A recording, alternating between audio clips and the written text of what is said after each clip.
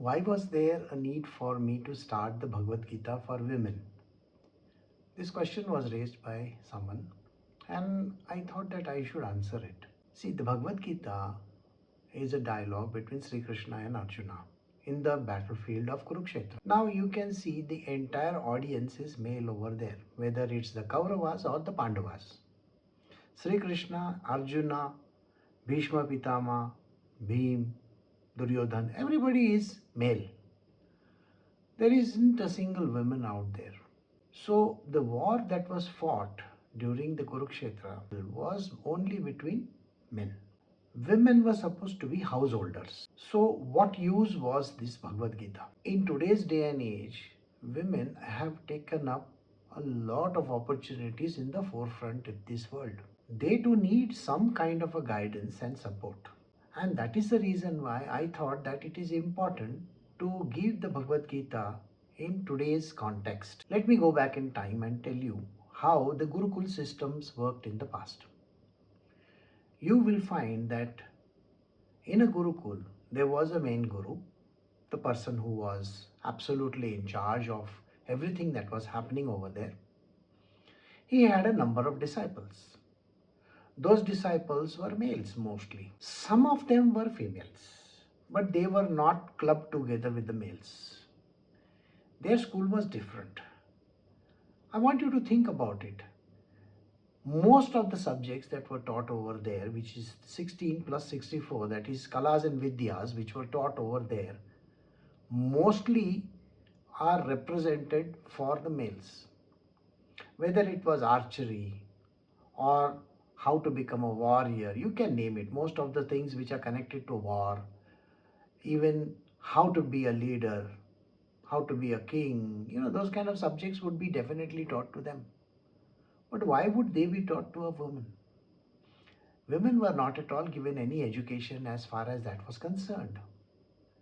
They were given a different kind of an education, and that education was more or less connected to their householdership. Now, that was how everybody would look at a woman. She was supposed to take care of the household. She was supposed to rear children. There were lots of things which were then taught to them. But those subjects were not the male domain. Now, when we consider all this, you will find that there are some women teachers who are also mentioned. Women teachers like Lopamudra. She was the wife of Agastya Muni. But at the end of the day, she was still a wife of Agastya Muni. The idea that she could run her own school or a Gurukul was not at all feasible. In a similar manner, Maitri, you will find that she was a wife of Yajnavalkya. Now, there was no way in which she could take the lead from her husband. He was a great sage. You will find that there are hundreds of other names like this. But nobody actually taught. Whereas Lopamudra was concerned, she not only competed with her husband, but she was a very great warrior as well. She had a number of disciples also. But the main thrust was on her husband. So Agastya Muni was the main boss over there. When we think of Sri Ram or Sri Krishna, you will find that Sri Ram's education, the entire Gurukul system was very much in existence. The entire family of Sri Ram, Lakshman, Shatrughan, everybody concerned, they were taught by Vasishtha Muni. That too in his ashram. This kind of training was given for more than 12 to 16 years. The children had to join very young, anywhere between the age group of 6, 8 or 10. And later on they were given that 12 years or 14 years or 16 years of training.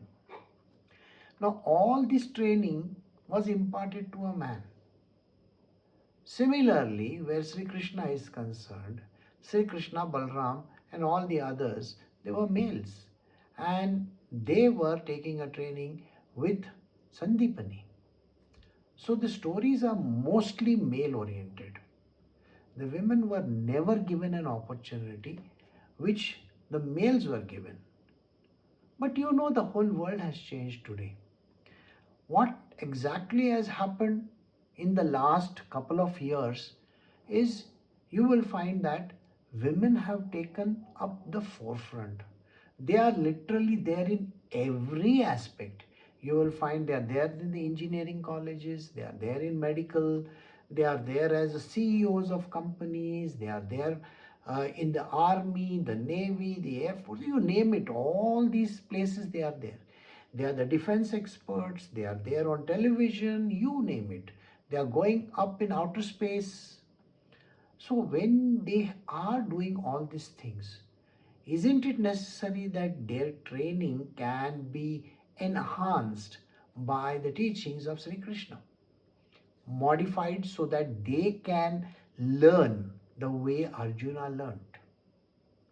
So when I thought of starting this Bhagavad Gita for women, there were three sections to it. The first section is called the knowledge section. In the knowledge section, knowledge will be imparted to everybody, all the women concerned. You will find that that particular part is called the Sankhya Yoga. So whereas the Bhagavad Gita, which was taught to Arjuna, there was a Sankhya Yoga. Now this would be catering towards women. We are not going to change the characters over here. What we are going to do is we are going to adopt whatever that was there for the males. Now they can be adaptable for females. The second part is going to be about application of knowledge. When we talk of application of knowledge, it means work. It means basically doing your duty. So this doing your duty or the work is more or less called the Karma Yoga. I'm sure many of you have heard about Karma Yoga. Then the next one is whatever that they do, it has to be done with a lot of love and devotion. That path very clearly is the devotional path. All these three paths are going to be covered. And when all these three paths are going to be covered, the last but not the least, how to just do the work the way it is supposed to and not bother about results. Isn't that the important teaching of the Bhagavad Gita? So there is going to be a conclusion as well. Now when the entire Bhagavad Gita is being taught to the women, it is going to be presented in such a manner which will be palatable for today's day and age. It's not going to be something which is archaic or ancient. I cannot teach women about the past stuff. They are very well advanced in their life. They are educated. They know exactly what they want. There are lots of things which have changed over the years. Even the school that was first started more than 175 years ago. A woman's school. You will find that Jyotiba Phule, his wife Savitribai Phule, had started this particular school. This is in Pune somewhere. And after that, women were also brought into the field of what we call as Brahmavadins. Basically, they would do the puja part and attend to all the ceremonial kind of stuff. They were supposed to know only the ritualistic part. Okay? But now everything they are learning. Normally, you will find that women were not exposed to these kind of things because of certain stigma associated with it. But today there are schools where they are teaching them. In Maharashtra, I believe there are more than 40,000 women who are practicing this. I would say that for today's day and age, what is exactly the need for this Bhagavad Gita for women would be that they will learn what is the current trend. The current trend is entrepreneurship, creator economy, and those kind of things. Can we apply the same teachings which were given at that time to this kind of a thing? That is yet to be seen. And that is the reason why I'm going to encourage all the women over here who are watching this video to come and join our free community platform that is in school. You can see the link down below, and you can join from there. It's a free thing. So you are definitely going to get most of the knowledge over there for free. You will find that there are other activities also which we do, and since it's a community, we also have a lot of interaction with each other. So if you have found something useful in this video, you can go and like it and subscribe to this channel, or even go and click the link below so that you can join. Even if you are a male, there are classes meant for males also over there. Not that they are not there. There are other subjects that are being taught. One of the most important subjects for literally everybody is the Srimad Bhagavatam. Now that is also free. So you can join the Srimad Bhagavatam class as well. I am doing the bare text of Srimad Bhagavatam, and I am giving the exposition based on the bare text. So you can join for that as well. So I hope you have liked this video. Go ahead and like it, and thank you for watching.